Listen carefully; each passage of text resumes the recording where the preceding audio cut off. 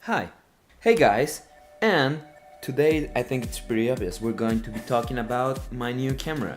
Now in my last video, I explained why and how I destroyed my other camera, which was the Canon 5D Mark III. But today, we're going to be reviewing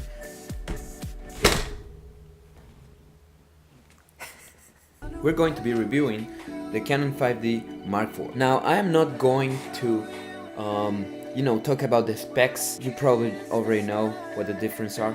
So, what I'm going to do is I'm going to test it and show you exactly the results. Now, first, we need to do some photos. So, that's what we're going to do today. I'm waiting for my friend, and as soon as she comes here, we are going to take some pictures, and I'm going to show you the results and then tell you what I like and what I don't like compared to the Canon 5D Mark III. So let's get right into it.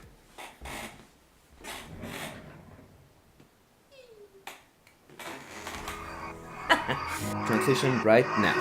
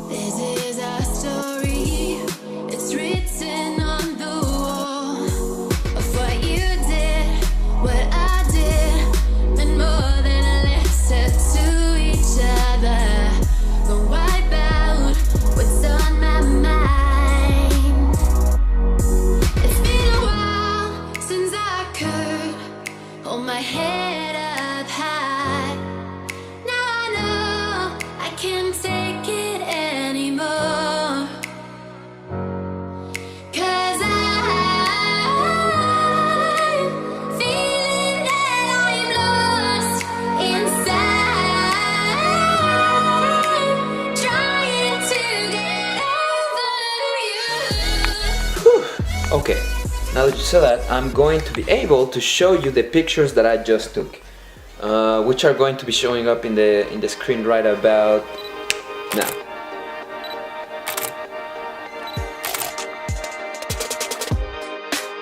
Okay, and now I'm going to be able to tell you what I really think about the Canon 5D Mark IV and what my thoughts are pretty much. So yeah, let's head back into my room and we are going to be able to check that out. So yeah, let's go.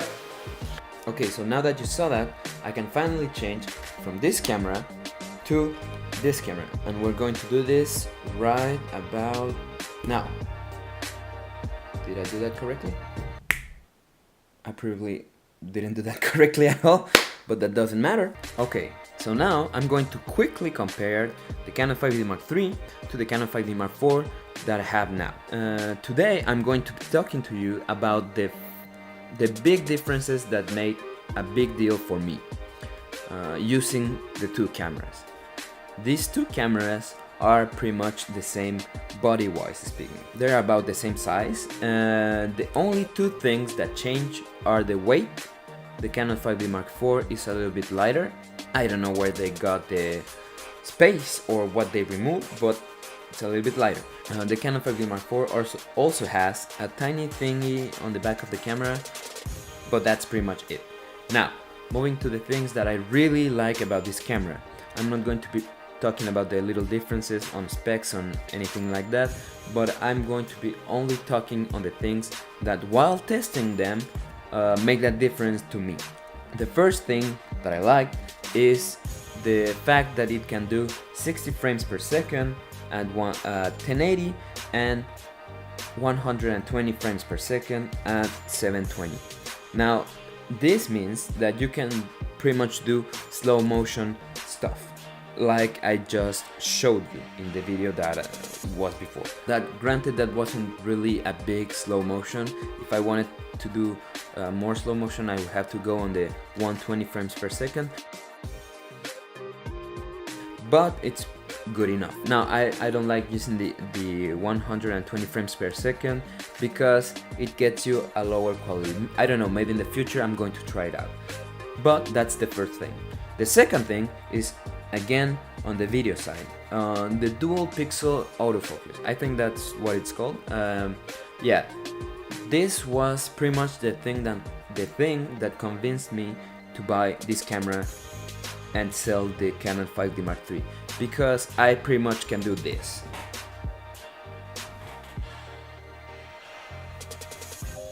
And I'm always, or supposed to always, be unfocused, and it's great. You know, you have no idea how much I wanted this feature.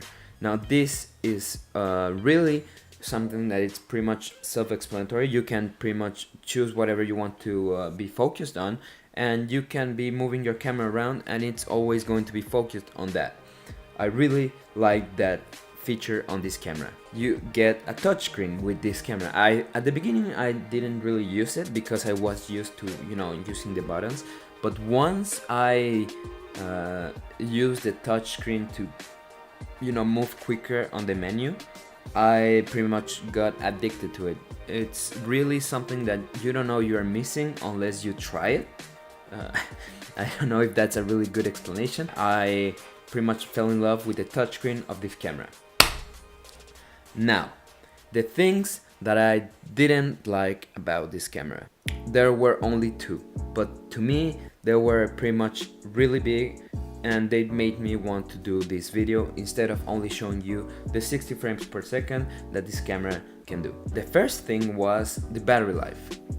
I don't know if this happens only to me or because I live in Canada and it's colder outside that it has a lower battery life, but the battery life was extremely lower. It was comparing it to the Canon 5D Mark III. The Canon 5D Mark IV lasted to me around 40% less. I was shooting for about 2 hours when I saw that my Canon 5D Mark IV was at half battery.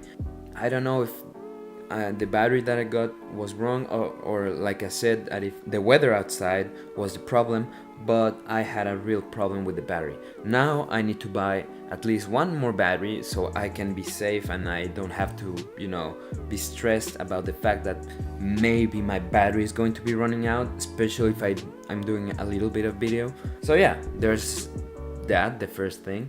And the second thing would be the file size. The file size, well, it's just huge. The file size is one of the things that I wasn't expecting. Now, I started with the Rebel T3i, and the Rebel T3i has a file size which is pretty low. Now I upgraded to the Canon 5D Mark III, and it wasn't too much of a difference. Granted, there was a big difference, but not too much. The file size was still manageable.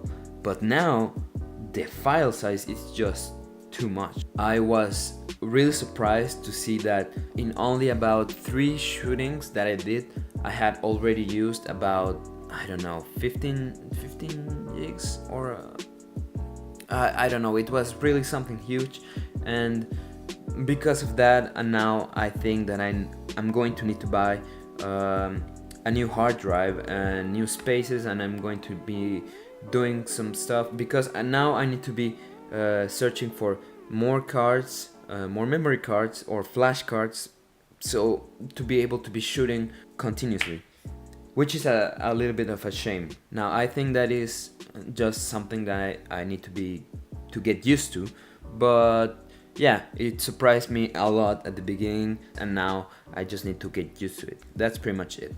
So overall, I think that if you want a video camera, I don't think that this is the camera that you need to be looking for. If this was the Canon 1DX Mark II, I would be completely on the other side, because that camera can do photography and cinematography, well, film recording, pretty much awesome. But if you're going or looking for something with this price or this range of price, I think you should go with Sony. Sony has amazing cameras to record. Granted, I think the battery life wasn't really great and the colors are not exactly the same, but other than that, they can do excellent video, and they have a stabilization and and everything. So if you're looking for more video camera, I think you should go with Sony. But if you're looking for photography and a little bit of video, just like I'm doing, like what I do, I highly suggest this camera.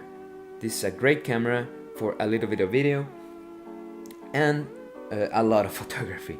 Yeah, other than the file size, I think this is a great camera. Yeah, that's pretty much my review. I hope you guys liked it, and if it was useful, please let me know in the comments down below and tell me what you thought of this review and how can I improve on the next time. Now that's all for me, and I'll be seeing you guys in the next one. Easy out.